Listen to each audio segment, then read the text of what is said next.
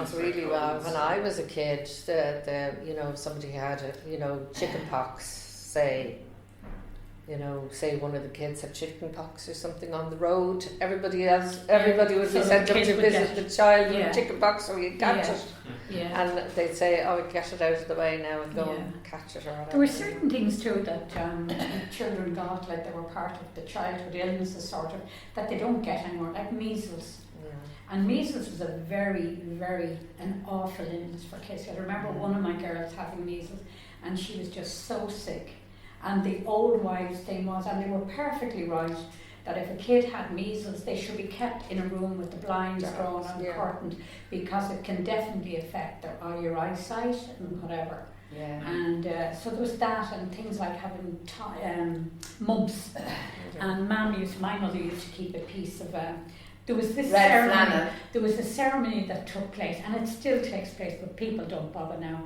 There's a saint called Saint Blaise, and Saint Blaise is the patron saint of whatever. 2nd and 3rd of February, was it? The beginning, and we used to be brought along to the church to have our throats blessed. And as part of that ceremony, Mum would take a piece. She used to get red linen, or what's it called? Flannel. Yeah. And she'd have a little bottle of olive oil. Now, you couldn't get olive oil like you buy it in the supermarket. Now, you had to go to the chemist for olive oil. She used to keep a little bottle of olive oil. Honestly, she used to keep a little bottle of olive oil and this red flannel. Yeah. And so when anybody would get mumps, the red flannel would come out and it'd be put around her. Yeah. That's interesting. Yeah, so you can still have your throat blessed. Yeah. Still. Yeah, you're and she dragged me along. Yeah, Mum used to hold it. Yeah. She always take her Yeah. I don't remember having the measles myself. But yes. An awful lot of things. So this is so it would have been before the MMR vaccine? Yes, it was. Yeah. Yes, it was. But that was my bad memory. Was scarlet fever. Okay. And I was only 3. And I had scarlet fever. I was sent to. I don't know. I remember it as if it was yesterday. Being in this room and the sun coming in, and I was standing up in a cot and the smell of piddle, and I was bawling my eyes out.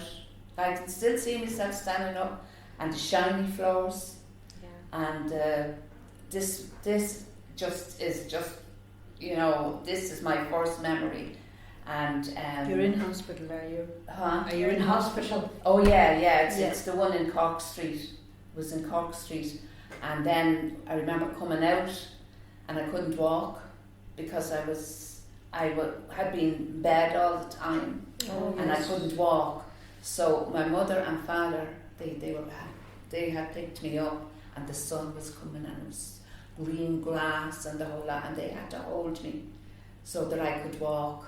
Because I was too heavy, they couldn't carry me, so one had to hold one hand and the other for me to walk. But my father got a fright, because at that time they weren't allowed to visit you. Yeah, I know. Your parents couldn't, so the only reason there was a thing printed in the paper every week, every day, of how you had a number and how everybody was doing. Right, it was this good or bad or whatever, so that was how you knew. So one day my name didn't appear, and that meant that you were dead. Right? Stop it. So my mother told me this afterwards, and she wouldn't have told me that at the time. Yeah. So they thought there was no phones, so they thought I was dead.